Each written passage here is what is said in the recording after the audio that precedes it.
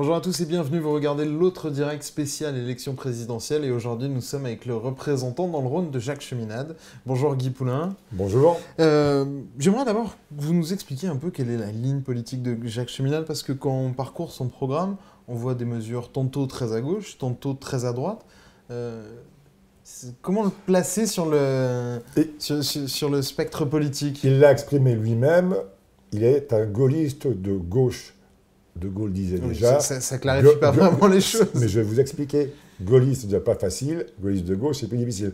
Non, c'est une forme de gaullisme sur le plan international et de gauche pour des mesures de gauche qui sont... Ces mesures, son projet relève quand même d'une démarche de gauche, mais d'une gauche réelle, qui défend les intérêts des citoyens, qui a un respect de la démocratie et de la justice.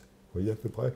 Et sur le plan international, c'est reprendre un peu, finalement, le principe qu'avait mis en place De Gaulle, c'est-à-dire que ne pas s'isoler, développer des partenariats avec des pays, ce qu'ils voudront, pour des projets d'intérêt mutuel dans une démarche gagnante-gagnante. Mais aujourd'hui, par exemple, quand on pense à l'Union européenne, la France a des partenariats, la France n'est pas isolée, et pourtant vous dites que l'Europe est globalement le pire des mots français. Absolument. Ce qu'il faut savoir, c'est que le constat Ce qui peut être de base... paradoxal, on n'est pas isolé aujourd'hui. Alors, tout est relatif. Le constat global, c'est que, de départ plutôt, c'est que il y a une oligarchie financière mondiale qui nous impose sa perception des choses, qui s'occupe du profit à court terme, du profit spéculatif, et qui est destructeur de tout ce qui est social. Comme vous dites, cette oligarchie, il y a un petit côté complotiste. Vous croyez à ces théories du complot? Alors, complotiste, c'est plutôt un mot de la neuve langue. Vous définissez quoi par complotiste? Qu'il y aurait finalement un plan qui se mettrait en action au détriment du peuple, du citoyen, de l'individu. De toute façon, vous avez des plans de partout. Tout le monde travaille à partir de schémas, de plans. Oui, non, mais absolument.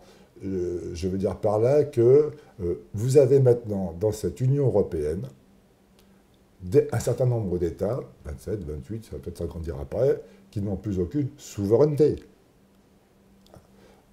Tout est décidé finalement par une entité supranationale, principalement la Commission européenne, de par le Parlement européen. Là, vous pensez que le président de la République qui va être élu ne sert à rien? Il ne sert pas à grand-chose. Il ne sert pas à grand-chose. Parce qu'on l'a vu pourtant sur ce mandat, sur le précédent, il y a des réformes de fond qui sont engagées sur la réforme du Code du travail. Vous voulez y revenir, c'est donc bien qu'il s'est passé des choses. Sur la réforme des retraites, c'est donc bien qu'il s'est passé des choses. D'où vient cela? Pas de nos élus, pas de nos gouvernants. Ce sont simplement l'application pure et simple des GOPE, des grandes orientations politiques et économiques. La loi El Khomri, c'est une loi nationale, c'est pas absolument une loi pas. Qui est transposée directement ou indirectement. Et ça n'est pas Madame El Khomri qui, en quelques mois où elle était là, a pu mettre en œuvre cette loi. La durée légale du temps de travail en Europe est de 48 heures. En France, elle est de 35 heures. C'est bien qu'on a une souveraineté sur le choix. Non, mais ça, c'était antérieur auparavant. Oui, mais ça n'a pas changé. Les choses se mettent progressivement en place, pas dans le meilleur sens. Alors, je ne vous dis pas que la loi des 35 heures, à mon avis, était une bonne chose. Je n'en suis vraiment pas persuadé.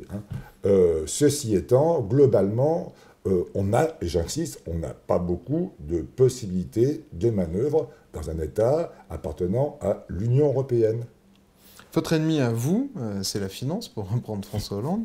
Il avait dit adversaire, pas ennemi. Bon, vous, c'est un ennemi. Ah ben, c'est plutôt un ennemi, oui. Vous dites sortir de cette société financière. Comment vous faites concrètement? Nationaliser toutes les banques? Non, attendez. Vous voulez nationaliser, dans votre programme, les entreprises stratégiques.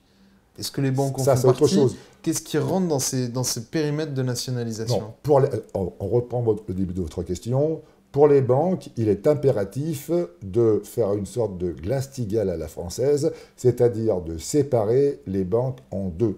Vous mettez d'un côté les banques de dépôt et de crédit, qui servent à l'économie, à l'investissement, et de l'autre côté, les banques spéculatives, qui spéculent. Hein, Mais vous les gardez, celles-là? Elles ont le droit de jouer, elles ont le droit de faire ce qu'elles veulent. C'est globalement elles qui sont plutôt créditées des mauvaises actions, des actions néfastes mais sur l'économie réelle. Attendez, pour l'instant, tout ceci n'est pas réalisé. Ça veut dire qu'à chaque fois qu'une banque plutôt systémique est au bord de la faillite, l'État renfloue, c'est du bail-out, ces banques-là, au détriment de notre économie. C'est-à-dire que l'État fait supporter à nos concitoyens le renflouement d'entités qui ont joué à des jeux dangereux, spéculatifs, sur des produits on ne peut plus toxiques. Ça, vous le savez, ça. Et donc, vous les gardez. On arrive à la fin de cette émission. Alors, si on les garde, je veux bien, mais à ce moment-là, elles prennent le risque, elles perdent. D'accord. Merci beaucoup, Guy Poulain, d'avoir répondu à notre invitation, à nos questions. On se retrouve très bientôt avec un nouveau représentant de candidat à l'élection présidentielle. Au revoir.